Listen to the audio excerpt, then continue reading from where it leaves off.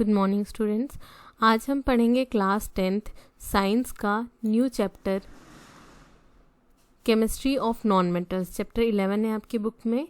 इसमें हम लोगों ने पहले जब मेटल्स और नॉन मेटल्स की बात आती है तो पहले हम लोगों ने मेटल्स के बारे में पढ़ा हुआ है। तो मेटल्स में हमने उनकी प्रॉपर्टीज़ पढ़ी थी और उनको कैसे एक्सट्रैक्ट किया जाता है ये भी पढ़ा था। अब हम देखते हैं कि नॉन मेटल्स कैसे होते हैं। सबसे पहले इनके फिज़िकल प्रॉपर्टीज़ हम पढ़ते हैं, मतलब कि फ़िज़िकली वो कैसे होते हैं, उनको नॉर्मली मेटल्स और नॉन मेटल्स में कैसे डिफ्रेंशिएट किया जाता है। तो हमें ये तो पता है ऑलरेडी कि मेटल्स जो हैं वो सॉलिड स्टेट में होते हैं नॉर्मल टेम्परेचर और प्रेशर में, पर कोई एलिमेंट अगर गैशियस स्टेट में नॉर्मल टेम्परेचर और प्रेशर पे मिलता है वो क्या है, वो मेटल है। इस तरीके से हम आसानी से पता कर सकते हैं कि वो मेटल है या नॉन मेटल है। पर ऐसा नहीं है कि सारे नॉन मेटल्स गैशियस स्टेट में होते हैं। सभी नॉन मेटल्स के जो डिफरेंट नॉन मेटल्स हैं उनके डिफरेंट स्टेट्स होते हैं। यहाँ पे स्टेट्स का मतलब है गैशियस, सॉलिड और लिक्विड स्टेट। जैसे कि बता रहा है, बहुत ही इम्पॉर्टेंट है ये पॉइंट, कि ब्रोमीन जो है वो एक इकलौता नॉन मेटल है जो कि लिक्विड स्टेट में पाया जाता है। नॉन मेटल जैसे कि carbon, iodine, phosphorus, sulphur, selenium, ये सब सॉलिड स्टेट में पाए जाते हैं। अब हम एक और चीज़ देखते हैं। देखिए, जो हार्डेस्ट एलिमेंट है वो क्या है, एक नॉन मेटल है, डायमंड, जो कि किसका एलोट्रोप है, कार्बन का एलोट्रोप है। ठीक है, तो यहाँ पे आप देखते हैं एलोट्रॉफी क्या होती है। पहले हम ये समझ लेते हैं। देखिए, हमें पता है कि ग्रेफाइट और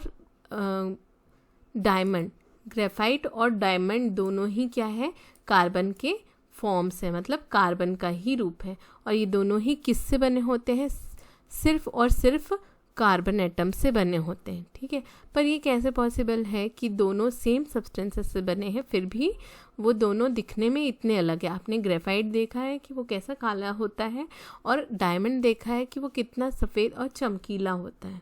ठीक है, सिर्फ कार्बन ही ऐसा एलिमेंट नहीं है, अदर एलिमेंट्स के भी ऐसे ही एक से ज़्यादा एलोट्रोप्स होते हैं। इस प्रॉपर्टी को, मतलब रूप होते हैं, इस प्रॉपर्टी को हम क्या कहते हैं, एलोट्रोपी। और इसके जो डिफरेंट फॉर्म्स होते हैं उन्हें हम क्या कहते हैं, एलोट्रोप्स। ठीक है,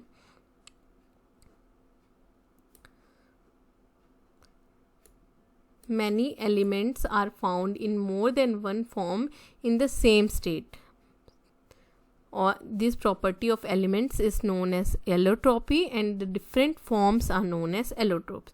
तो यहाँ पे हम बोलेंगे कि कार्बन के एलोट्रोप्स हैं। कार्बन के एलोट्रोप्स कौन कौन से हैं, ग्रेफाइट और डायमंड है। ठीक है, the bonding between atoms in different allotropes is different. ऐसा अलग अलग क्यों बन जाता है, क्योंकि इनकी जो बॉन्ड्स होते हैं वो डिफरेंट होते हैं, जिससे कि वो दिखने में, फिजिकली दिखने में उनकी वो अलग अलग होते हैं।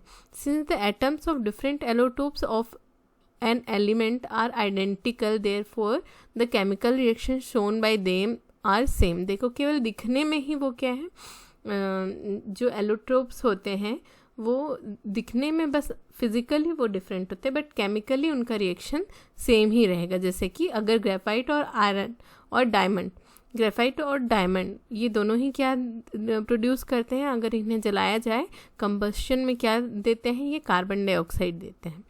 ऑक्सीजन, फॉस्फोरस और सल्फर ऐसे अदर एलिमेंट्स हैं जिनके एलोट्रोप्स पाए जाते हैं। ठीक है, चलिए अब हम आगे बढ़ते हैं। तो ये हमने देखा कि डायमंड और ग्रेफाइट क्या है, एलोट्रोप है, और एलोट्रोपी के बारे में जाना। अब वापस हम आते हैं कि नॉन मेटल्स क्या की प्रॉपर्टीज़ हम देख रहे थे कि वो कौन से स्टेट में होते हैं। अब हम देखते हैं कि वो कैसे होते हैं, उनकी physical properties. Mostly non metals कैसे होते हैं, ब्रिटल होते हैं, यानी कि एक बार थोड़ा कुछ प्रेशर पड़ने से वो टूट जाते हैं। जो आसानी से टूट जाता है उसे हम कहते हैं ब्रिटल। ठीक है, नॉन मेटल्स में डक्टिलिटी या मालेबिलिटी नहीं होती, यानी कि उसे आसानी से पीटा नहीं जा सकता, उसे मोड़ा नहीं जा सकता, और अगर उससे साउंड प्रोड्यूस किया जाए, अगर उसको ठोक कर देखा जाए तो उसमें मेटेलिक साउंड नहीं आता। वो जो सोनोरस साउंड आता है मेटल्स में, वो मेटेलिक साउंड नॉन मेटल्स में नहीं आता। तो इस तरीके से हम डिफ्रेंशिएट कर सकते हैं मेटल्स और नॉन मेटल्स को। अब जैसे ग्रेफाइट की बात हो रही थी, तो कुछ कुछ एक्सेप्शंस भी होते हैं, जैसे कि हाँ, जैसे कि क्या है, जो भी नॉन मेटल्स होते हैं वो क्या होते हैं, इलेक्ट्रिसिटी को कंडक्ट नहीं करते हैं, वो क्या होते हैं, इंसुलेटर होते हैं। इलेक्ट्रिसिटी को कंडक्ट नहीं करते हैं, इंसुलेटर होते हैं। पर ग्रेफाइट एक ऐसा एलोट्रोप है, कार्बन का एक नॉन मेटल है जो इलेक्ट्रिसिटी को कंडक्ट करता है, और बाकी सारे नॉन मेटल्स क्या होते हैं, इलेक्ट्रिसिटी को पुअरली कंडक्ट करते हैं, पुअर कंडक्टर्स होते हैं, या फिर कहें कि इंसुलेटर होते हैं। ऐसे ही एक और एक्सेप्शन है, सारे नॉन मेटल्स जो होते हैं वो क्या है, थर्मल कंडक्टर भी नहीं होते, मतलब वो हीट को भी ट्रांसफ़र नहीं करते हैं, एक्सेप्ट डायमंड। डायमंड हीट को ट्रांसफ़र कर लेता है। तो हमने देखा कि ग्रेफाइट किसका एक्सेप्शन है, एक इलेक्ट्रिकल पुअर कंडक्टर का यानी कि इंसुलेटर का, और डायमंड जो है वो थर्मल कंडक्टर का एक्सेप्शन है। चलिए, तो अब हम देखते हैं कि नॉन मेटल्स हमारे पीरियोडिक टेबल में कहाँ पे दिखाई देते हैं। हम लोगों ने पहले पढ़ा हुआ है, जब हमने पीरियोडिक टेबल पढ़ा था, कि लेफ़्ट से राइट की ओर जब हम जाते हैं पीरियोडिक टेबल में, तो जो मेटेलिक कैरेक्टर है वो इंक्रीज़ होते जाता है, यानी कि लेफ़्ट से राइट की ओर जाते हैं तब उनमें मेटेलिक कैरेक्टर कम होते जाता है। ठीक है, और जैसे कि हम फर्स्ट ग्रुप में अगर देखते हैं तो all the elements except hydrogen, जब आप चार्ट देखते हैं तो हाइड्रोजन, हीलियम ऐसा बनता है। इस तरफ का नहीं दिया हुआ है इसमें फिगर में, आपके पास ऑलरेडी वो चार्ट होगा जब आपने पीरियोडिक टेबल पढ़ा है, तो उसमें आप देख सकते हैं कि हाइड्रोजन को छोड़ के जितने भी जो फर्स्ट ग्रुप के एलिमेंट्स होते हैं वो क्या है, मेटेलिक है। ठीक है, पर जब हम 18th ग्रुप में आते हैं, जैसे कि यहाँ पे दिखा रहा है 18th ग्रुप, इसमें जितने भी एलिमेंट्स हैं वो कोई भी मेटेलिक नहीं है, सभी क्या है, नॉन मेटल्स हैं।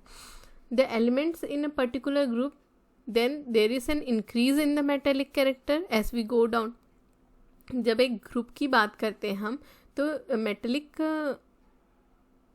प्रॉपर्टी में उसमें डिक्रीज होने लगता है।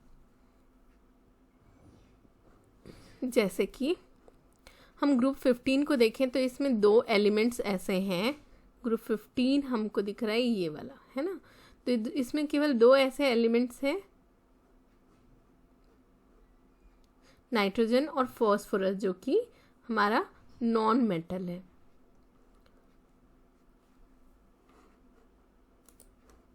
इसमें आप देख सकते हैं 15th में आर्सेनिक और एंटीमनी, ये भी क्या है, ये थोड़ा सा मेटेलिक प्रॉपर्टी दिखाते हैं, बट ये कम्प्लीटली क्या है, मेटल नहीं होते हैं।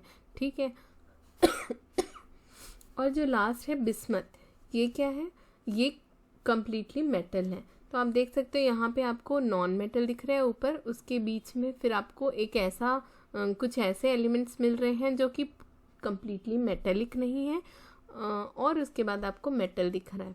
तो ऐसे कुछ मेटल्स होते हैं जो कैसी प्रॉपर्टी शो करते हैं, जो मेटेलिक और नॉन मेटेलिक दोनों ही प्रॉपर्टीज़ को शो करते हैं, और इसीलिए उनको इस तरफ बीच में आप देख सकते हैं रखा गया है। मेटल्स यहाँ पे दिख रहे हैं आपको, और नॉन मेटल्स ऊपर तरफ दिख रहे हैं, इस तरफ दिख रहे हैं।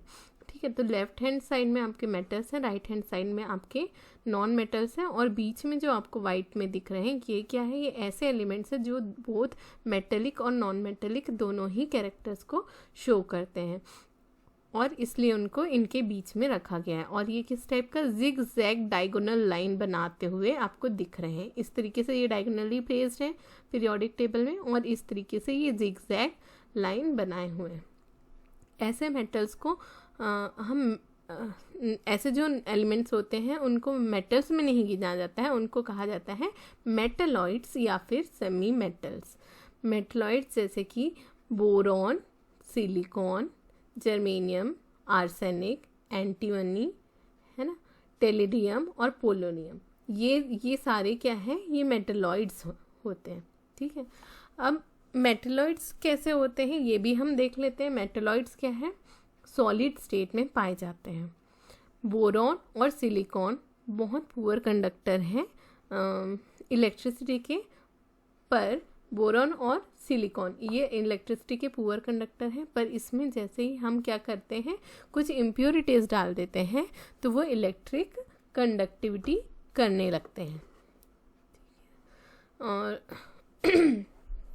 All elements that do not belong to metals, अब ऑब्वियसली ये जो मेटल्स नहीं हैं और जो मेटलॉइड भी नहीं है वो बचे हुए क्या हैं, वो सारे क्या हैं, नॉन मेटल्स हैं।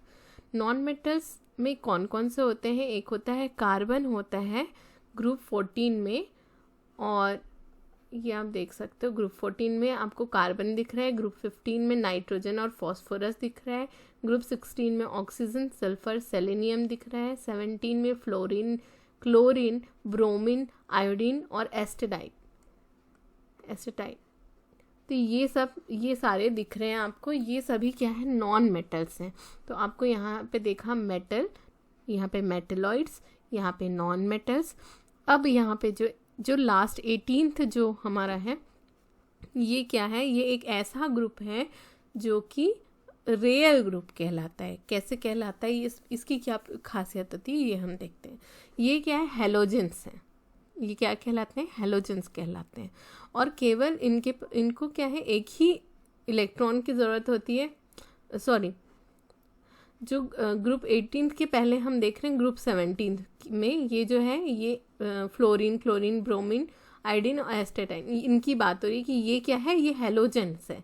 तो इनमें क्या है, इनको केवल 1 इलेक्ट्रॉन की ज़रूरत है कि वो इनर्ट गैस कॉम्पोजिशन में उनको कॉन्फ़िगरेशन मिल जाए।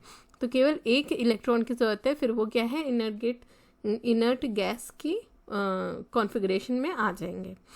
ठीक है, तो ये क्या है, ये नेचुरली ये क्या करते हैं, ये बहुत ही ज़्यादा रिएक्टिव होते हैं नेचुरली, और नेचुरल स्टेट में ये फ्री स्टेट में नहीं पाए जाते हैं और आसानी से ये नेचर में फ्री स्टेट में नहीं पाए जाते, because they are really very reactive. Just क्योंकि उनको एक ही इलेक्ट्रॉन की ज़रूरत है तो वो आसानी से किसी के साथ भी रिएक्ट कर जाते हैं। अब हम आते हैं ग्रुप 18 में। ग्रुप 18 का मैंने बताया कि वो रेयर गैस कहलाते हैं। इनमें क्या है, ये क्या है, बहुत बड़ा ग्रुप है नोबल गैसेस का। ये सारे क्या होते हैं, गैसेस होते हैं, और ये क्या होते हैं, कलरलेस गैसेस होते हैं, जैसे कि helium, neon, krypton, argon, xenon और रेडॉन। ये सभी क्या है, ये गैसियस स्टेट में पाए जाते हैं और कलरलेस होते हैं। इनमें आउटर मोस्ट इलेक्ट्रॉन कितने होते हैं, 8 होते हैं। इस वजह से वो किसी के साथ भी नेचुरली रिएक्ट नहीं करते हैं। इनर्ट गैसेस इन्हें हम क्या कहते हैं, because they lack reactivity, react नहीं करते हैं किसी के साथ, इसलिए इन्हें इनर्ट गैस कहा जाता है। और क्योंकि ये एटमॉस्फेयर में बहुत ही कम पाए जाते हैं, इसलिए इन्हें रेयर गैसेस भी कहा जाता है। आगे है हमारा कि how and when were non metals discovered. ये इसमें आपको सारे नॉन मेटल्स किसने क्या डिस्कवर किया ये सब आपको दिया हुआ है। ये खुद ही आप पढ़ सकते हैं और इसमें अंडरलाइन करके आप देख सकते हैं कि जो भी इम्पोर्टेंट आपको लगता है कि इन्होंने इसका डिस्कवरी की थी, ये थोड़ा जीके टाइप और इम्पोर्टेंट है। ठीक है, तो आई प्रेफर कि आप इसे खुद इसमें से पढ़ें और मैं आगे का एक्सप्लेन आपको करती हूँ। देखिए, केमिस्ट्री ऑफ नॉन मेटल्स की अब हम केमिस्ट्री देखते हैं। अभी तक हमने उसकी फिज़िकल प्रॉपर्टीज़ देखी हैं, अब हम आगे देखते हैं कि नॉन मेटल्स को हम केमिकली कैसे डिफ्रेंशिएट कर सकते हैं। नॉन मेटल्स एक्सेप्ट हाइड्रोजन, जितने भी 14 to 18 ग्रुप पीरियोडिक टेबल के ग्रुप में रहते हैं, सभी में क्या है, उनके जो आउटर मोस्ट शेल में कितने इलेक्ट्रॉन्स होते हैं, 4 से 8 इलेक्ट्रॉन्स होते हैं। 4 से 8 इलेक्ट्रॉन्स होते हैं। क्यों होते हैं, क्योंकि अगर जब हमने पीरियोडिक टेबल पढ़ा होगा तो हम देखते जाते हैं ये राइट साइड में पढ़ते हैं और इनकी ये क्या है, इनर्ट गैसेस के पास होते हैं। तो इनका 4 से 8 के बीच में इलेक्ट्रॉन्स इनके आउटर मोस्ट शेल में हमें मिलते हैं। अब जो नॉन मेटल्स होते हैं वो क्या है, उनकी जो टेंडेंसी होती है वो क्या होती है, इलेक्ट्रॉन को गेन करने की टेंडेंसी होती है, इसलिए वो क्या कहलाते हैं, इलेक्ट्रोनेगेटिव कहलाते हैं। ठीक है, अब जैसे इलेक्ट्रोनेगेटिव कहलाते हैं तो हमें ये पता है कि जो ज़्यादा जैसे जो इलेक्ट्रोनेगेटिव होते हैं मोस्टली नॉन मेटल्स क्या होते हैं, ज़्यादा इलेक्ट्रोनेगेटिव होते हैं एज़ कम्पेयर टू मेटल्स। पर उनकी ये ज़रूरी नहीं है कि एक जो नॉन मेटल है उसकी जो इलेक्ट्रोनेगेटिविटी वही सेम सारे नॉन मेटल्स की हो, ऐसा नहीं है। जो उनकी इलेक्ट्रोनेगेटिविटी वो पर्टिकुलर उस पर्टिकुलर एलिमेंट पे डिपेंड करता है, और इनकी जो वैल्यू होती है नॉन मेटल्स की इलेक्ट्रोनेगेटिविटी की वो रेंज करती है 2.01 से 4.1 तक।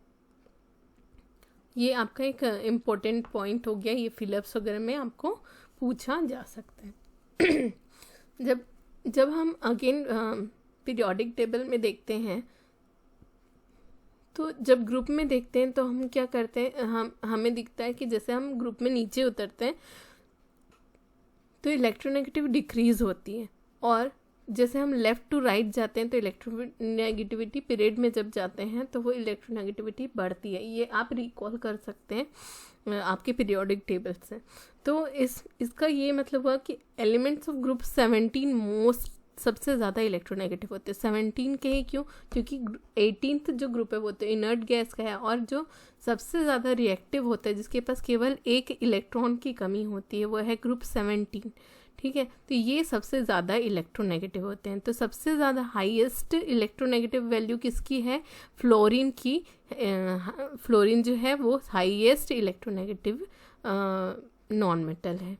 ठीक है, ऑक्सीजन और क्लोरीन का भी उसी के आसपास रहता है। तो इलेक्ट्रोनेगेटिविटी से हमें ये पता चलता है कि जो नॉन मेटल है वो कैसे मेटल्स के साथ या अदर नॉन मेटल्स के साथ किस तरीके से रिएक्ट करेगा, कितना रिएक्ट करेगा, कैसे रिएक्ट करेगा। जैसे हम लोगों ने पहले भी पढ़ा हुआ, अपनी वैलेंसी के आधार पे उनकी इलेक्ट्रोनेगेटिविटी होती है और वैसे ही वो रिएक्ट करते हैं दूसरे मेटल्स या नॉन मेटल्स से। ग्रुप 18 हमें पता है इनर्ट गैस होते हैं, और जितने अदर नॉन मेटल्स होते हैं वो सभी क्या बनाते हैं, नेगेटिव आयंस बनाते हैं जब वो दूसरे के साथ रिएक्ट करते हैं, या फिर कोवेलेंट बॉन्ड बनाते हैं। या तो नेगेटिव आयन बनाएंगे या तो कोवेलेंट बॉन्ड बनाएंगे। वैसे ही मेटल्स क्या बनाते हैं, पॉजिटिव आयन बनाते हैं, और नॉन मेटल्स नेगेटिव आयन बनाते हैं। चलिए अब हम इनकी रिएक्शंस देखते हैं कि जब मेटल्स और नॉन मेटल्स को रिएक्ट कराया जाएगा। हमने पहले भी ये पढ़ा है बट इसमें रिकॉल कर लेते हैं। तो जब मेटल्स और नॉन मेटल्स को रिएक्ट कराया जाएगा तो क्या होता है, जैसे कि ये एक मेटल है मैग्नीशियम, और ऑक्सीजन क्या है, एक नॉन मेटल है। तो जब ऑक्सीजन के साथ आप देख रहे हैं यहाँ पर कि क्या हो रहा है, ये मैग्नीशियम ऑक्साइड हो रहा है, मतलब मैग्नीशियम ऑक्सीजन गेन कर रहा है, यानी मैग्नीशियम का ऑक्सीडेशन हो रहा है, और ये नॉन मेटल है ऑक्सीडेशन। तो ये क्या है, मतलब यहाँ पे सिर्फ ऑक्सीडेशन आपको दिख रहा है। वैसे ही कॉपर के साथ भी कॉपर का ऑक्सीडेशन होकर के कॉपर ऑक्साइड बना रहा है। आयरन जब सल्फर से रिएक्ट कर रहा है, तो वो आयरन सल्फाइड बना रहा है। तो इस तरीके से जब आप देखते हैं नाइट्रोजन के साथ वो नाइट्राइड बना रहा है, मैग्नीशियम और नाइट्रोजन का जब हो रहा है तो मैग्नीशियम नाइट्राइड बना रहा है।